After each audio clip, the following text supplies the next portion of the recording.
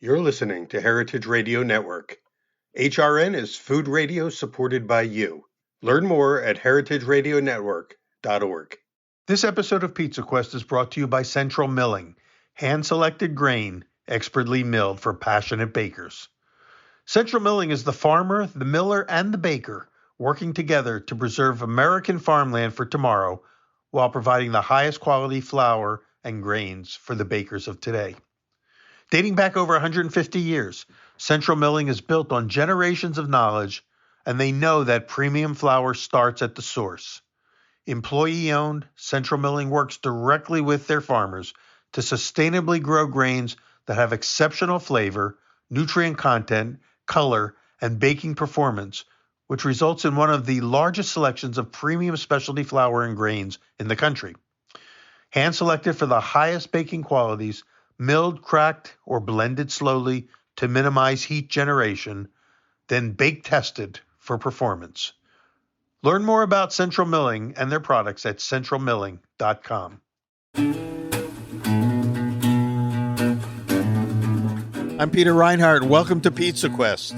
I'm coming to you from the Atlantic City Northeast Pizza, Pasta, and Artisan Baking Expo. It's early October. I'm sitting here with Michael Vakneen, who is one of the new, sort of emerging stars in the pizza universe, has recently opened one of the hottest pizza restaurants in the country called Truly Pizza in Dana Point, right? Dana Point, yes. California, which is near Laguna Beach or Corona. I used to live in Corona Del Mar, and Dana Point was my go-to place to get date shakes. If that little shack up on the point is still there, So I'm really excited. I'm looking forward to getting out there. But my friends who have been to Truly are blown away by the pizzas. They love it. And we want to hear all about that and how you got into it. And I know that you're doing it with our good friend John Arena is like your partner in this project. And so most of our listeners are familiar with the great John Arena, one of the most beloved figures in the pizza world. How did you guys get together? John is the Italian grandfather that I never had, that I got to inherit in Las Vegas. I'm a graduate of UNLV's Hotel and Hospitality program. Oh, really? Did you ever take his class at the school on the history of pizza? I got to be a part of the class one year. He had me come in to do a little talk to kind of show the team that he was teaching. They do a project, so they have to present pizzas at the end of the class, and they kind of present I think it's like a business plan and kind of like a business model of how they're going to open up their shop. And so I was kind of the real world UNLV grad that came in and kind of lived that life. Yeah. And I helped kind of just answer questions and be a part of their kind of growth and experience. And while you were you living in Vegas at the time? Living in Vegas at the time. And were you working at Metro Pizza, John's place? Or you know what? I never worked for John. I went from commercial real estate, oddly, to the pizza industry. In 2012, we opened up the first place that I got involved with. And I met John through actually a food critic in town who connected me with him at my first New York style slice shop.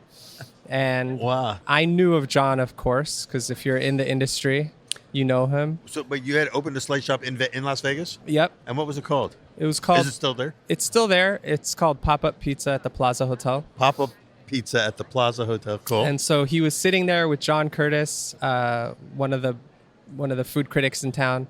And if you know John Arena, he's just a wealth of knowledge. Yeah. He's an open heart, an open mind, and he sort of welcomed me into the industry at that table.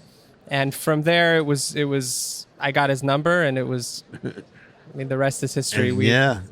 I don't think I've gone a day without either texting or calling him. So John's very special to me. When you guys sort of started to ideate the idea of a new venture together, how did that evolve, and how did you conceive it? So we've been collaborating for many years. I would come up and I would work with him and Chris Decker on events. They would do events at either the Sand Dollar, which is a very popular local bar that did a lot of pizza events for charity. We would do events with other food festivals in town, in downtown, and all over. And I would just work with them just because I love them, and I wanted to just work with them, and that was kind of the easiest way that I could do that. And they're very beloved in Las Vegas. For those who are regulars on Pizza Quest, Chris Decker is also a partner at Metro Pizza with John, and Yes. kind of his right hand man and his protege, so to speak. Right. And he's a partner, and he's your partner directly Yes. with Truly Pizza. Correct. In fact, Chris moved all the way down to do did. Truly. He's He like did. he left Vegas. I Yeah. didn't know you could do leaving Las Vegas, but you can. But Las Vegas misses him, but California just got one of the best pizza makers in the country. Yeah, so absolutely. they're very lucky. And through the events and through just working together and collaborating, our relationship and our bonds between myself and John and Chris became closer. We became closer friends, and we worked together more. And it turned into me coming up to their bakery up at Lulu's up in the Northwest, where they have one of their shops where Chris used to work out of. And we would just hang out on any time I had off. I would make bread with John. He would show me how he makes his semolina breads. He would make terali, all the cool, fun things, all the amazing memories. And, we built on something really special. And that was a relationship, fueled with love and passion for baking. We did some cool bagels together and some other breads. And through those moments and those experiences, I think that the bond for us was like, all right, we need to figure something out. We love each other. Now we got to work together. First you got the friendship going and the collegial thing, and then you realize, hey, we should be working together. Totally. And then the opportunity came. Luckily, so Donna Baldwin and Steve Muller are our partners in California. They're the visionaries, and Donna's done an amazing job. If you've seen Truly Pizza, it's probably the most gorgeous restaurant you've ever seen. If people go to the website, are there images there they can see the beauty of it? Yes, you go on Instagram or on social media, Insta, and you could see the beautiful pictures. But Truly Pizza, Truly, Truly Pizza. Yes. That's where they'll find you. Yeah. Yes.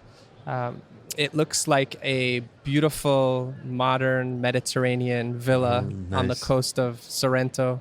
Wow. Just stunning, with beautiful lemon trellis with happy little lemons hanging over your head while you're eating. It's just you'll feel like you're in Positano. Exactly. It's a spectacular visual, and it's a spectacular group of individuals. And we're lucky that we have Donna and Steve, who are big supporters of pizza and us and the community at large. They one of the big things for them was to open Truly. It was for us and for our passion, but more importantly, to share it with the community and to be a place where the community can come and make memories for themselves. And so that's happened, and that's been some of the most rewarding things, is to walk by a table and to hear someone say, I'm not the biggest pizza fan or pizza guy, but geez, this pizza is unbelievable. And to hear something like that where you get it validates everything that you put into it. Yeah, it's a fantastic feeling, and to see little kids celebrate their birthdays there, and to see special moments, to be the backdrop for that is very special. Do you do only pizza there, or do you other things on the menu? We do 2 styles of pizza, a round and a square. We also do some phenomenal salads that I love. We have some really cool harissa wings that are fantastic. Yeah, wings. So a little spin on that. Fried or baked? They're fried, tossed in a really awesome harissa sauce, really special. Wow. We've got some beautiful soft serve that's organic from a local dairy farm. Really? Do you produce the soft serve in-house there? Yeah. Wow. Yeah, it's wonderful. But from local milk. That's kind of cool. It's really cool. And then, that's just the foundation. We're fairly new still. And there's going to be really awesome specials. Chris, if you know Chris, he's going to have a palette of different pizzas every season that we're going to be introducing, that we've already introduced, and that's going to be ever-changing. And for those who don't know Chris Decker, he's also kind of emerging as the leading proponent of the new version of Sicilian pizza. His Sicilian pizzas have become, talked about. And so that sounds like, when you say squares, that sounds like more of the Sicilian style. It is. It's really cool. It's a beautiful partnership between John, Chris, and myself. And so it's a little bit of my influence with their influence and their technique. And kind of it's a real collaboration. Yeah. And so it's not necessarily John and Chris's Sicilian that you would find at Metro. It's a hybrid. And it's a true representation of our partnership. So it really is totally unique, separate from anything that they're doing in Vegas. Absolutely. It's its own thing. Absolutely. Because you got the new piece of the puzzle, a new partner that, and in your creativity as well. So how do you divide all that work up? Do you both work the line, or how do you do it? So Chris, I think it kind of usually starts. The dough is sort of the cornerstone of everything we do, and it typically starts off with John and myself collaborating, and we sort of formulate the thought of it's never what's the recipe or how do we don't look at it that way. We kind of zoom out and we take more of a higher level, like what are the features, what are the characteristics that we want first. Right. Let's like reverse engineer what's the feeling we want. Yeah. And then we kind of talk about it. And then he says, "Okay, you go do it." How to now make it happen. But it's good. First, you have to see it, and then you can be it. Yeah. Exactly. And then we kind of take that. We try to provide the most beautiful canvas that we can, and then we slide that over to Chris, and then we let Chris kind of take his colors, and he paints it, and he makes a beautiful picture out of it. Interesting. So you have between the squares and the rounds, is it all one dough or is it two doughs? It's two separate doughs. Okay. One dough is like more of your traditional style American artisan in the way that we make it with a long ferment. And then the other one is a higher hydration, something that we finish with stretch and folds. We treat it almost like a bread. And it's almost baked in a pan. And it's baked in a pan. Different ovens for the different pizzas? Different temperatures, but same oven. Oh, yeah. So customers are ordering one of each. How do you manage that? So, different temperatures when we bake the actual square. Oh, so that's a par bake, right? You pre-bake it. Yep. So there's like, for instance, if you know John and Chris's Sicilian, that's one of the things that they do is they par bake it. That's one of the secrets. It's one of the innovations, really, of the new generation of pizza makers that you won't see necessarily in Brooklyn. Right. At L&B Spumoni, where it's all one bake. Right. But the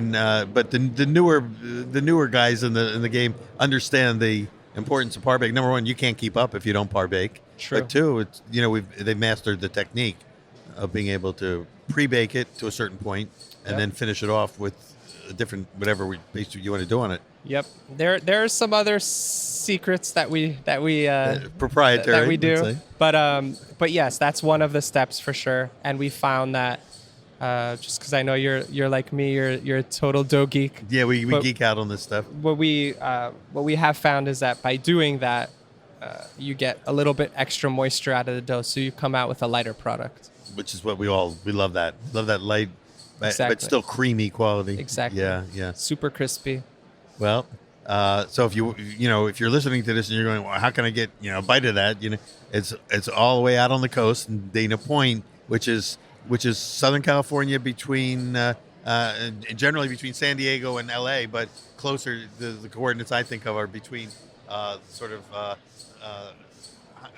Newport and Laguna Beach, kind of in between those areas. Right on the coast? Is it right on overlooking the water? Very close, yeah.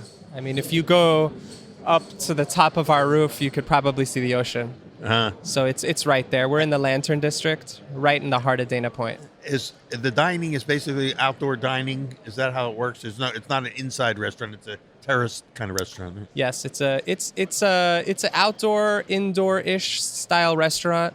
We are just in the open and really enjoying the beautiful weather of Southern California. Yeah. It's really like sitting in Italy.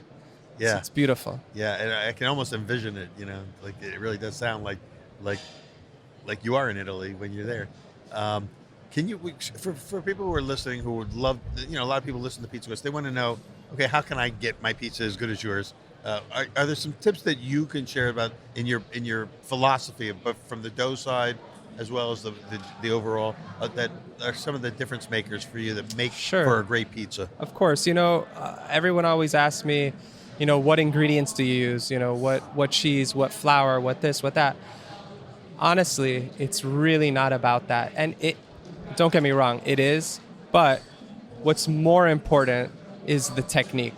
It's how you do it, how intimate, how in tune you are with your process. For me, I like to take a lot of the stuff that I do to the edge. So I'm fermenting very long periods of time. What makes me sort of excited is highly hydrated doughs, because I like to see all that air in the dough. Uh-huh. I like to see those big That crumb, pop those in big the oven. pockets. Yeah. I like that light, feathery kind of Yes. crisp to the product. So for me, it's putting a lot of water in it. It's not over mixing.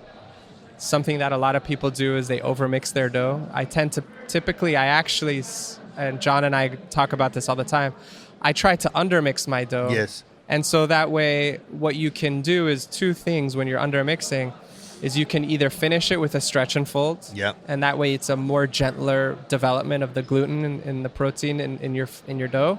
The other thing is, if you straddle it onto the edge and you undermix, you can also hold it in bulk.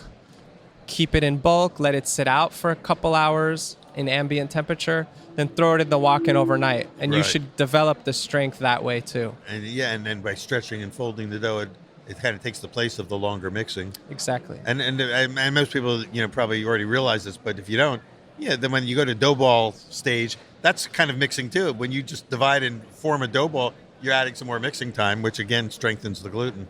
Absolutely. And the more time, the more development of that gluten. So of course your ingredients are a big piece of it, but it's how you go about it. It's how you treat the methodology of your product. Yeah. Just to go back to what you were saying about mixing, in the artisan bread world, what we tell people is mix only as long as it takes to get the job done. Sure. No more, because and one of the benefits of that, and the reason you do that, is because you do get better, larger, irregular holes. You don't over-organize the gluten so that you get these wonderful, almost ciabatta-like, air pockets that we love. And that's exactly what we do at Truly with our square. So that was, you can see it's a beautiful thing the way we collaborated, all of us, in that we use John and Chris's technique on that par bake, but then I like the stretch and fold technique because I'm obsessed with the irregular holes. Yes. That's like kind of my thing. And so we do that. And so we're taking their techniques, we're taking the techniques that we figured out together as a collaborative process, and we're really creating something unique. Yeah. Down in Dana Point. That's wonderful. And again, the people that I know who have gone there, come back raving about it. So I'm sure that the locals have already discovered you, and I'm guessing is there a limit of how many you can make a day there, or can you handle all the business you can bring in? I'm lucky to say we've gotten to that point already. On weekends when it gets crazy busy, there is there's always a limit, but we've been tested a few times, which is pretty awesome already. Just so yes, the locals have definitely showed love. A lot of the people who have second homes there have showed a lot of love as well, and so there's a limit. I think you go a few hundred pies a day, maybe a little bit more. We like to take it till the wheels almost fall off. So we've had some monster pizza numbers in there. It's in terms of production, but we've got an incredible pizza master oven that's been doing a wonderful job, and with the leadership of Chris, and we have an incredible kitchen manager, Sergio Balderas. He's fantastic. I guess having the right team is an important secret ingredient. They're everything. Yeah. Yeah. So for people wanting to know, what'd you call it? The deep dive stuff. So the kind of flour that you use, can you talk about the flour choices? Is it a different flour for the Sicilian versus the rounds? So it goes back to like the conversation that John and I have, is you zoom out and you say to yourselves, okay, well, what do you want? Do you want super crispy? Do you want, like a very crunchy? Do you want to go super thin? Do you want a lot of air? What is it that we want to achieve? And so we kind of reverse engineer it. And so we want all the things, all the textural things. We want, the super light. We want the super crispy. We want the crunch. We want we want like you said earlier, a creamy crumb, Yeah. super digestible. So we go a higher gluten flour. Higher gluten flour. So we go, for the squares, we go like I think it's like around a 14.5%. So with something like the most famous high gluten flour that pizza guys know is the All Trumps. Is that would that something that would work for you? It's it's yes, that would work. I would recommend if that's a flour that you're looking to put a lot of water in and you want to finish it with stretch and folds and you want to kind of do that more advanced bread baker's approach to it, then most definitely the All Trumps is, I think, actually one of the best value flours on the market. Yeah. The only thing that sometimes it could be lacking is a little bit of, if you're a true bread baker, you may be looking for that germ, that wheat. You may be looking for that bran, that kind of the flavor of that bread. So you could insert a little starter in there. You can supplement that flour with either starter or some whole grain. Starter, you could throw in some whole wheat in there. You could totally get creative, throw a little rye flour in there. I like rye flour a lot. So you do that. Does every day the same doughs, or do you like today we're going to do our little country version of this dough instead of a white version? We at Truly we keep everything pretty tight and streamlined. But yeah, John and I and Chris, of course, will, any time we have, there's phone calls, there's, every week we're talking about how to make it better and what are the variations and what are the new techniques we're hearing out in the industry that we want to, implement. That's a thing that we're sort of adopting in the DNA of Truly is you might have this recipe now, but if you come back in a year, it may be changed, it may be different. Because we're different people every day ourselves. Different people, we're always evolving. Exactly. And you don't use that same flour for the round pizzas then, or do you? We use another flour for the round. It's a little bit of a softer protein, so it doesn't absorb as much water as the higher protein. So it's a lower hydration dough. It's a little bit of a lower hydration. We bake at around 560, 565. So we're getting like a really crisp. How long is the bake time? It's about a 7.5, 8 minute bake time. Yeah. Okay. Yeah. So it's not Neapolitan. It's kind of, in a sense, it's kind of Neapolitan. Sort of. I consider it to be American artisan. American artisan. That's a term I haven't heard used, but that's a good new category, American artisan. I like American artisan. I would consider it to be more of a cross between an elevated New York slice that may taste more Italian or more Neapolitan. Interesting. Which is, I think, where the future of pizza in this country is sort of going. It seems like it checks the boxes for the American palate. Absolutely. Yeah. Absolutely. It sounds like in description, it sounds a little bit like the pizza that Nancy Silverton does at Mozza's. Is it kind of similar for people to get their mind around equivalencies? Same. I would say definitely the same philosophies for sure. Yeah. You're looking at it through the eyes of a pizza maker, but also in a way sort of as a bread baker. Yeah. Because we don't look at the dough just like a pizza maker. We look at it also. We put our bread hat, our bread guy hat on too for the process. So you want it to be the best bread you've ever had, but in the form of a pizza. You should be able to take our dough and make a beautiful piece of bread out of it. And do you make your own bread at the restaurant? We do, yeah. From the same dough? Yeah. That's cool, yeah. And I know that John has been a long-time advocate of teaching other pizza operators to do that. It's kind of like he always says, you're wasting an opportunity. You've got this great dough. Why not turn it into other products? Totally. Yeah. We turn it into, from sandwiches to croutons to, if there's something we can do with it, we will find a way. Yeah. And we'll do it. We're kicking around the idea of doing a pizza dough bread pudding, just using, because that's never been done really. I mean, I've never seen it at least, but it makes sense. Why not? Yeah. Yeah. And people love a good bread pudding. Yeah, so there's a ton of things you can do and get creative with the dough. I mean, you could put it in soups. You could do bread soup. You could do so much. Well, I know you're competing here at the expo. What categories are you in? So I'm in the cheese, America's Best Cheese Slice category. So for people that don't know, so the cheese slice category is basically sauce and cheese, and no toppings, but it's all about the relationship between the crust and the cheese and sauce. Correct. And it's kind of like what you find in a slice house.